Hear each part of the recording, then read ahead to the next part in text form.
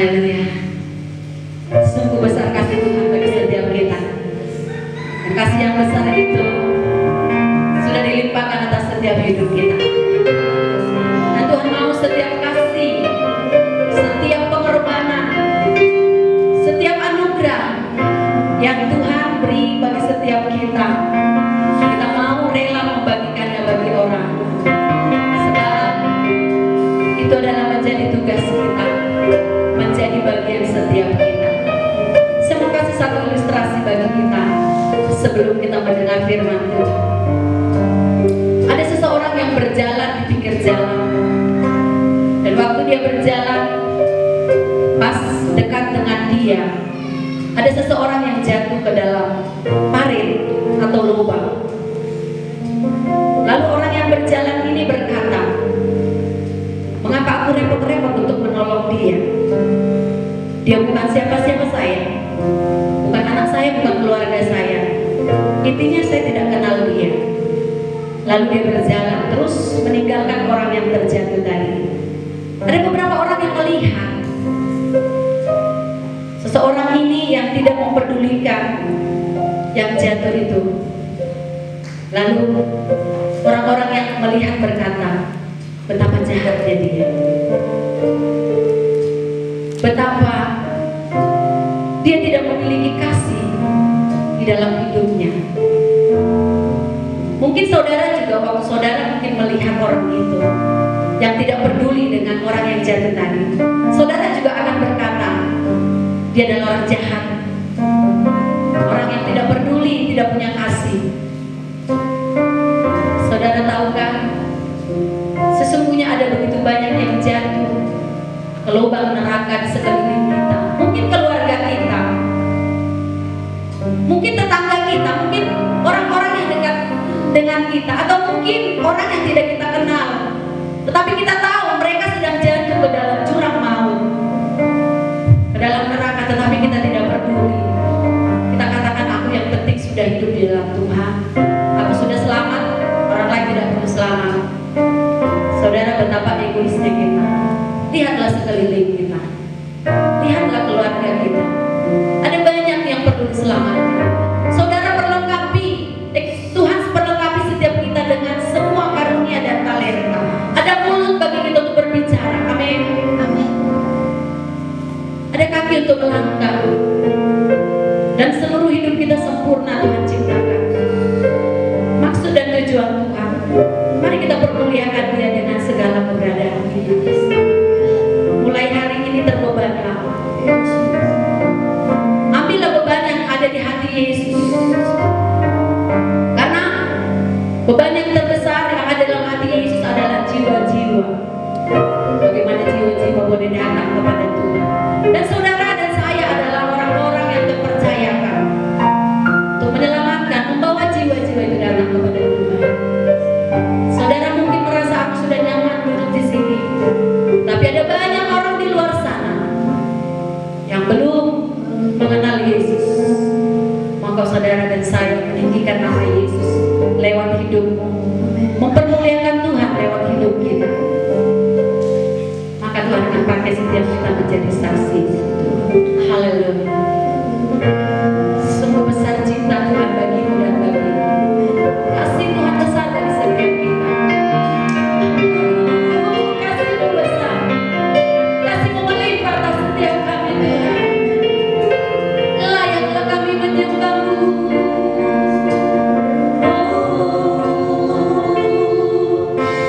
Sungguh besar setiamu.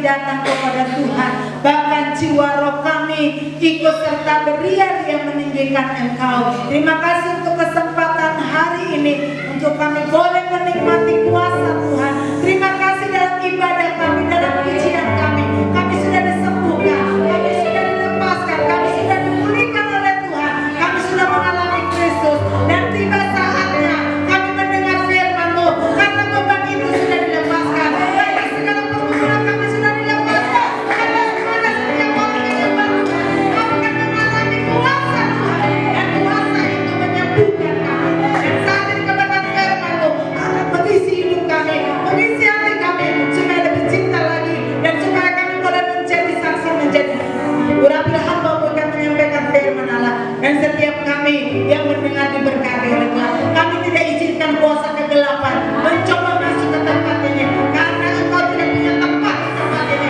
karena hanya Yesus yang punya tempat di tempat ini, hanya Roh Kudus yang berkuasa dalam hidup kami. Dalam nama Yesus kami sambut firman-Mu. Haleluya. Kita sama katakan amin. Beri kemuliaan yang terbaik bagi Tuhan. Haleluya. Puji Tuhan. Silakan duduk Bapak Saudara. Shalom. Ya, hari ini kita boleh kembali bersama-sama untuk menerima kebenaran firman Tuhan. Tolong lampunya. Ya.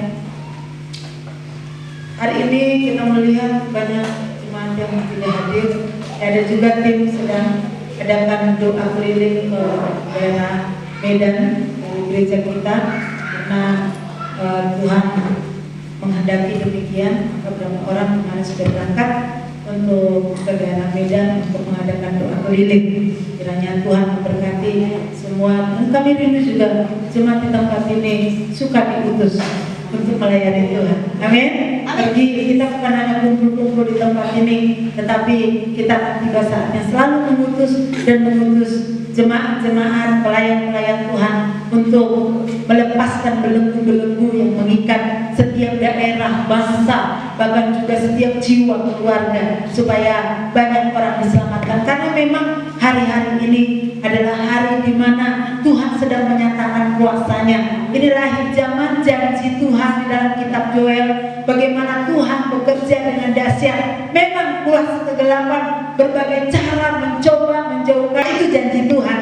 Itu bukan saya yang berjanji, itu Tuhan yang berjanji. Maka saudara yang punya anak-anak, tetaplah bawa anak-anakmu kepada Tuhan, karena mereka juga adalah anak-anak Tuhan yang siap dipakai oleh Tuhan. Sesungguhnya setiap orang dilahirkan ke dunia ini ada maksud Tuhan. Dan kalau sampai hari ini saudara dan saya masih hidup, ada rencana Tuhan yang belum selesai, yang belum rampung. Saya ingatkan bahwa kalau kita masih hidup, berarti Tuhan belum melihat kita sudah siap untuk masuk kerajaan surga. Saudara masih punya tugas untuk melayani Tuhan, memerintahkan Injil Tuhan. Hari-hari ini kita melihat banyak orang bertobat. Amin. Siapa yang pernah lihat YouTube, ya, apa namanya, Facebook, Instagram, apalagi lah namanya itu semua, ya. Dan kesaksian saudara-saudara kita, banyak orang hari-hari ini bertobat. Tetapi saudara ingat firman Allah, yang terdahulu menjadi terkemudian, yang terkemudian menjadi terdahulu. Saudara-saudara kita dari agama-agama lain banyak bertemu dengan Yesus, banyak bertemu dengan perkataan firman yang menghidupkan dia. Mereka sekarang berapi-api menyampaikan firman Allah. Mereka diutus ke tempat-tempat yang mungkin nyawa mereka akan terancam, tetapi karena roh Tuhan ada pada mereka, mereka tidak takut. Bagaimana situasi saudara dan saya yang sudah melayani Tuhan, yang sudah lama menjadi orang Kristen? Adakah roh api yang bernyala-nyala dari Tuhan untuk memberitakan Injil Tuhan? Sebab firman Allah katakan bahwa setiap orang harus berseru memanggil nama Tuhan yang luar biasa. Siapa yang berseru kepada Tuhan, dia akan memperoleh kelepasan, memperoleh berkat. Kita adalah orang-orang yang diberkati oleh Tuhan. Kita adalah orang-orang pilihan yang ditentukan Allah untuk menjadi saksi Kristus. Yuk, tapi kita mau belajar dari firman Tuhan hari ini dari 2 Timotius pasal 4. Kita buka dulu sebentar. 2 Timotius pasal 4 ayat yang ketiga. Kalau Joel katakan bahwa akhir zaman ini Tuhan akan menyatakan kuasa yang besar, tapi dari sisi lain, dari sisi firman Tuhan yang lain, kita harus juga memperhatikan bagaimana keadaan akhir zaman. Makanya Tuhan memperlengkapi kita dengan kuasa yang besar. 2 Timotius 4 ayat yang ketiga, kita baca bersama-sama. 2 Timotius pasal 4 ayat ketiga. 1, 2, 3 ya. Karena akan datang waktunya orang tidak dapat lagi menerima ajaran sehat, tetapi mereka akan mengumpulkan guru-guru menurut kehendaknya untuk memuaskan keinginan telinganya. Ayat 4, mereka akan memalingkan telinganya dari kebenaran dan membukanya bagi dongeng. Amin. Bapak Ibu Saudara, kalau kita tampilkan ayat yang ketiga, karena akan datang waktunya orang tidak dapat lagi menerima ajaran sehat, tetapi mereka akan mengumpulkan. Katakan mengumpulkan. Mengumpulkan. Saudara-saudara sedang mengumpulkan apa? Mengumpulkan uang untuk bayar utang, mengumpulkan uang untuk sekolah, mengumpulkan uang untuk modal, atau mengumpulkan yang muda-muda, mengumpulkan foto-foto yang keren-keren untuk memilih yang mana jadi pacarnya. Tetapi saudara, ada pekerjaan yang lucu di akhir zaman. Ada pekerjaan yang menurut kita ya sedikit aneh lah. Dia mengumpulkan, apa yang dikumpulkan? Kata firman, ini kata firman Tuhan, bukan kata saya. Karena akan datang waktunya orang tidak dapat lagi menerima ajaran sehat, tetapi mereka akan mengumpulkan guru-guru menurut kehendaknya untuk memuaskan keinginan telinganya. Sampai hari ini beberapa daerah dan bangsa juga masih ada gereja yang belum dapat beribadah bertatap muka seperti ini. Mereka masih harus melakukan ibadah secara online. Ya. Mereka sudah sangat rindu untuk datang beribadah, berkumpul bersama sanak saudara, berkumpul dengan hamba-hamba Tuhan, dengan rekan-rekan, teman-teman sepelayanan, teman-teman satu gereja, teman satu doa, teman satu yang sering kali bersama berpuasa, tetapi tidak bisa karena situasi yang sedang dibatasi dalam segala sesuatu. Tapi saudara, di daerah ini kita masih bebas untuk datang memuji nama Tuhan. Walaupun sekarang dikatakan bahwa semakin marak, semakin banyak yang terpapar oleh karena virus corona. Tapi saya mau katakan saudara tidak perlu takut, mati hidup itu di tangan Tuhan. Asal saudara tidak menantang mau. Kita tetap ikuti protokol kesehatan di dalam ibadah seperti ini juga, kita tetap ikuti, kita jaga jarak, kita tidak bersalaman, karena kita juga belajar taat kepada pemerintah. Karena maksud pemerintah adalah hal yang baik supaya penyebarannya tidak semakin luas, tetapi seminim mungkin bisa dikurangi untuk penularan daripada COVID. Bahkan dikatakan sekarang sudah ada yang lebih jahat lagi. Tapi saya percaya kalau saudara tetap ada dalam Tuhan, dan itu belum berita yang sesungguhnya menakutkan sekali. Karena ke depan juga, berapa tahun ke depan itu akan menjadi flu biasa. Itu akan menjadi flu yang tidak membahayakan, yang mudah diatasi. Sekarang ini yang masih heboh. Berapa hari yang lalu juga saya diprediksi kena corona. Tapi saya bersyukur, saya sehat, saya tidak merasa apa-apa, saya bisa fit, saya tetap bisa seperti ini, dan saya tidak pernah merasakan keluhan-keluhan yang lain. Karena saya juga belajar untuk tetap jaga kesehatan, untuk seperti saudara-saudara kita bilang, kita belajar minum yang sehat, makan yang sehat, minum jamu katanya. Ya, saya juga untuk penjagaan diri, saya juga lakukan itu dan tidak makan sembarangan. Karena saya punya tugas setiap hari bertemu dengan banyak orang. Jadi saya juga harus ikuti protokol kesehatan. Saya tetap menjaga untuk tidak bersalaman tangan dengan siapapun. Kadang-kadang ada juga memaksa. Kalau ada saya memaksa, aku sehatnya, kita sehatnya, katanya terlalu pede. Ya sudahlah, kalau kita sehat. Ya kadang-kadang kalau saya dipaksa, saya sama juga. Tapi setelah itu kita buat menjaga lagi. Amin. Kita langsung mencuci tangan, kita semprot dan lain sebagainya. Karena itu tidak bisa dilihat. Saudara, di hari ini dikatakan juga ajaran sehat tidak menjadi bagian kesukaan orang lain lagi. Sama saya katakan tadi, ibadah banyak yang diizinkan juga di beberapa daerah di Indonesia, tetapi yang sudah diizinkan masih kurang beribadah. Bahkan daerah yang belum diizinkan ingin beribadah. Tuhan juga heran ya, yang mana yang mau dijawab? Ya, ketika tidak diizinkan ingin beribadah, ketika sudah diizinkan tidak mau beribadah. Ya. Bagaimana ini situasinya? Tapi Tuhan sayang kepada kita. Dia cinta kepada kita, maka Dia selalu beri kesempatan.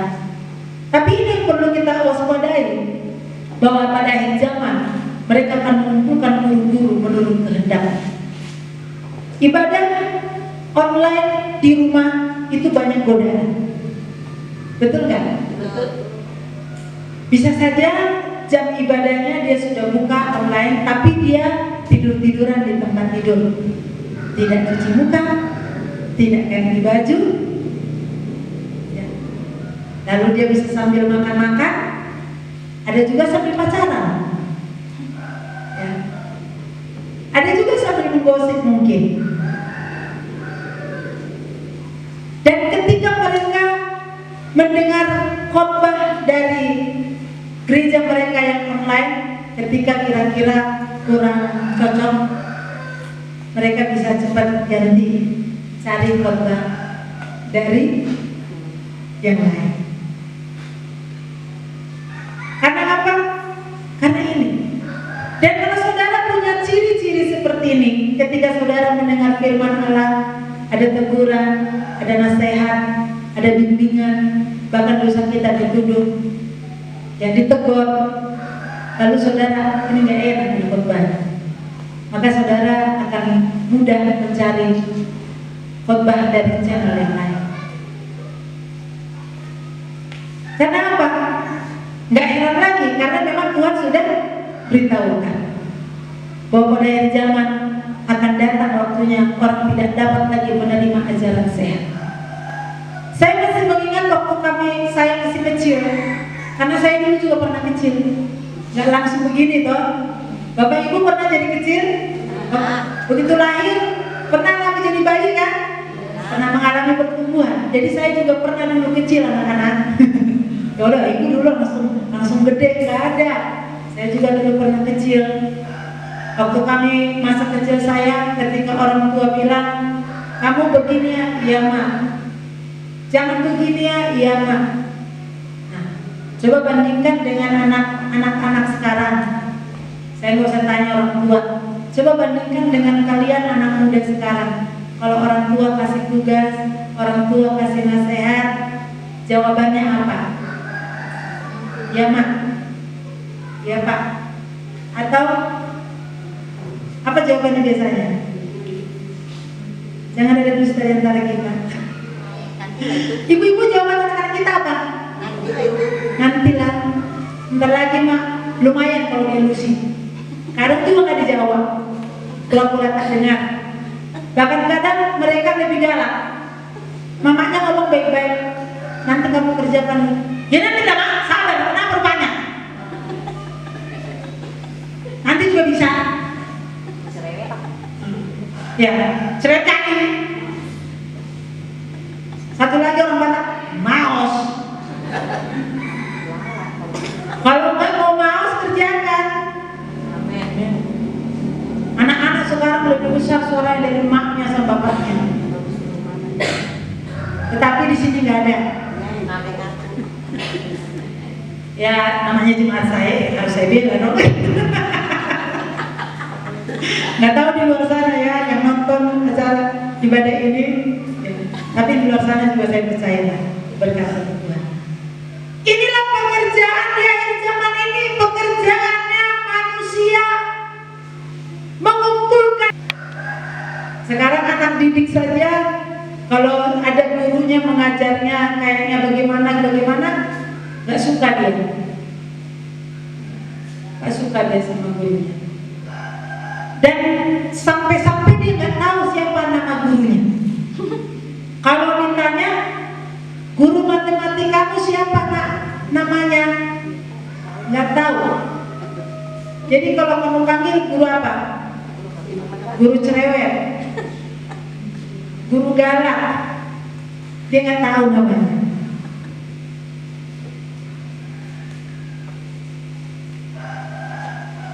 Supaya saudara dan saya terhindar dari hal ini, kita akan belajar. Kita mau dengar hari ini supaya kita terhindar. Bilang kiri kanan yang mau nggak terhindar? Mau nggak terhindar? Dari yang mana? Dari ini. Dari yang suka mengumpulkan guru-guru yang menyenangkan telinga. Kita lihat dulu satu tayangan, tolong dipersiapkan. Kita nonton, siapa sih nonton? Suka nonton film kan? Ya. Tapi untuk sekarang anak-anak Tuhan jangan lagi lebih sering nonton ya film Korea lah, kungfu, apalagi TikTok-TikTokan yang nggak jelas, apalagi sinetron yang apa namanya itu yang berseri-seri entah berapa seri bisa, tapi kalau dengan khotbah kok nggak sanggup ya. Aku berseri itu sampai maaf kata kalau itu lagi belum iklan, apalagi nggak ada iklannya. Ya. Sekarang kalau nggak ada iklannya tinggal di apa?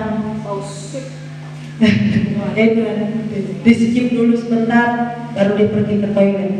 Atau kalau dia di TV nggak pakai, kalau pakai iklan tunggu iklan. Padahal dia udah mau ke toilet nih ditambah. Tunggu sebentar lagi. Tapi saya mau lihat jemaat tahan gak nih? Nggak ke toilet sampai selesai berkhotbah. Mari kita saksikan. Kita nonton dulu ya daripada kelamaan deh saya.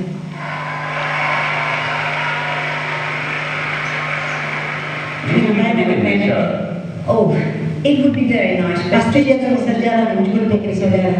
And we give you Sudah tua. something. Ngapain dia tampil di acara besar? Okay, well, first of all, Dia duduk. Bingung mereka mau ngapain ini nenek.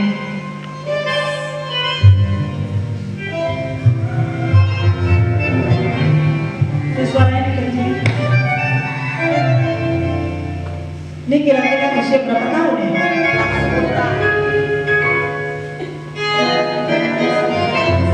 Panitia bingung. Juri pusing. Heran. Mungkin ini sudah 80 tahun.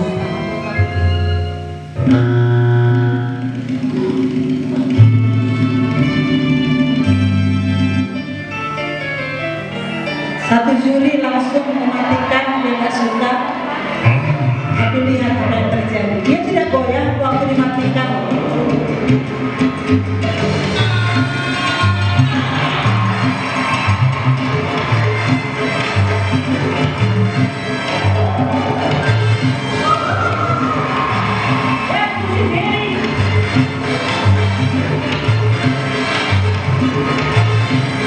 Dia juri itu akan menyesal.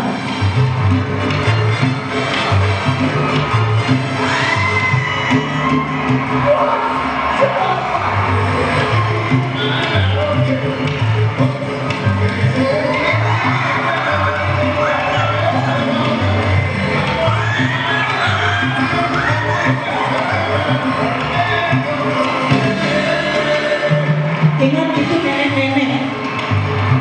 Seorang nenek berusia 80 tahun lebih.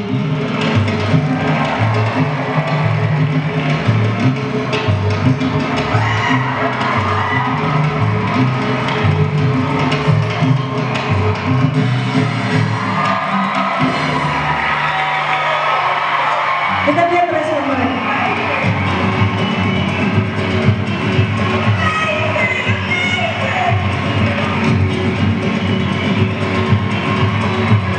Lihat yang tadi mematikan lampunya. Dia kalah maling.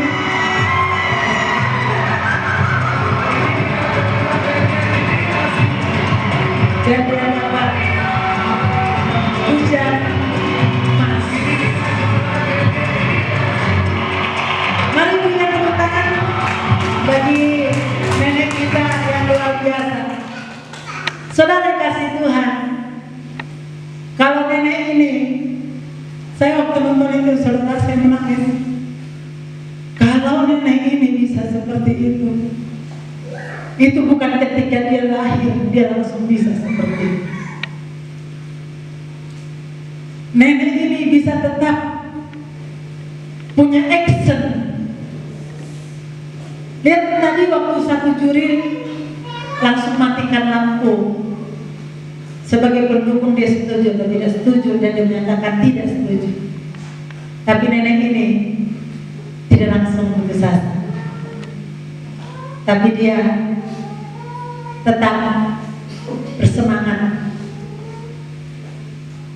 Kalau nenek tadi punya kemampuan begitu hebat,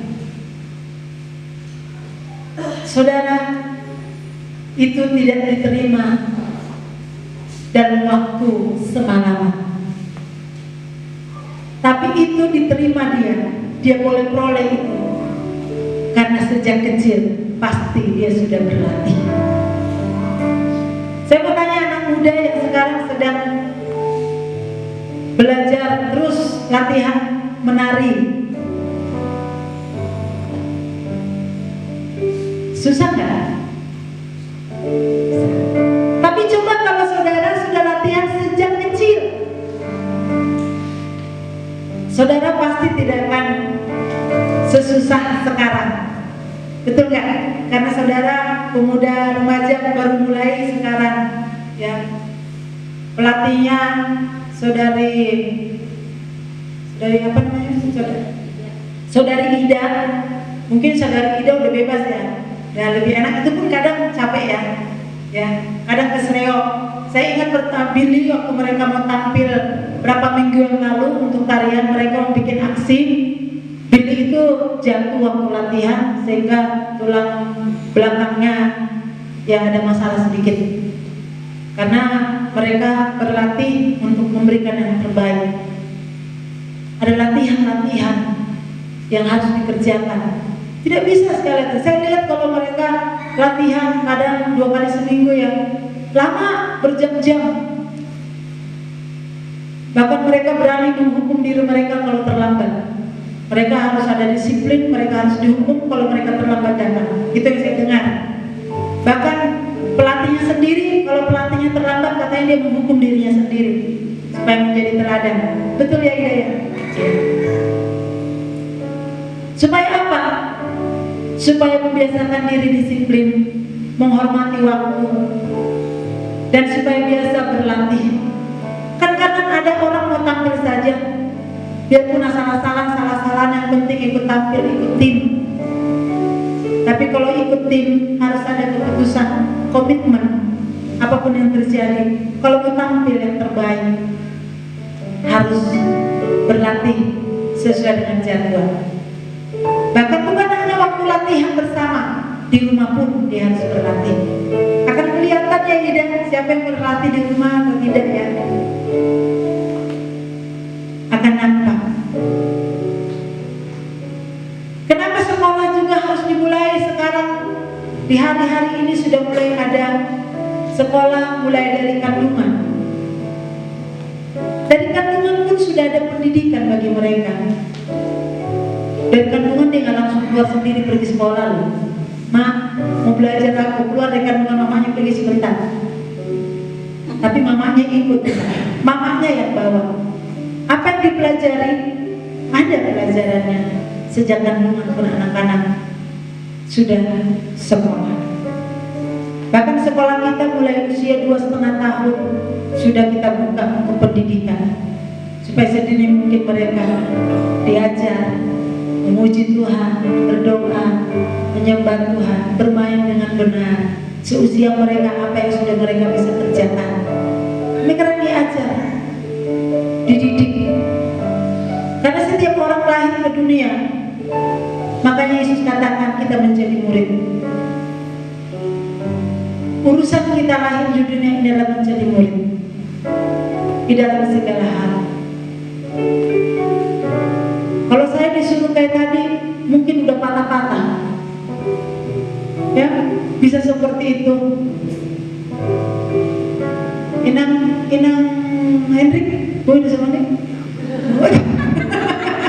Murid pun ada biasa mak kusut jadi boy. Mana baik juga mak kusut jangan nasa boy sama nih. Ya, nasa boy menari dengan hebat. Masing-masing. Itu cara. Artinya apapun saudara, kemampuanmu itu tidak terjadi dalam satu malam. Semua harus dimulai dari dasar, melatih diri. Makanya sekolah kitab, saya dulu sekolah kitab, kami jam 4 pagi sudah senam. Paling tidak saya harus bangun jam 3 pagi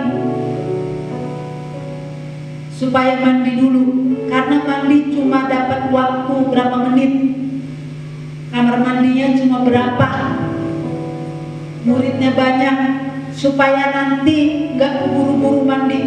Saya cari hikmat,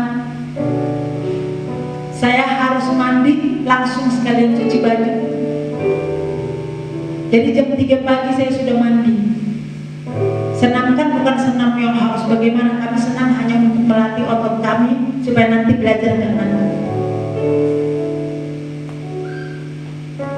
Saudara, semua dilatih. Maka kalau sekarang mau bangun jam berapapun dibangunkan Tuhan untuk berdoa, sudah biasa terlatih. Dilatih waktu sekolah kita. Bahkan waktu sekolah pun dari mulai SMU, SMK, saya sudah biasa bangun pagi hari. Karena 4:30 pagi saya harus sudah berangkat sekolah. Karena dari sekolah saya perjalanan kurang lebih 2 jam. Sekolah saya jauh.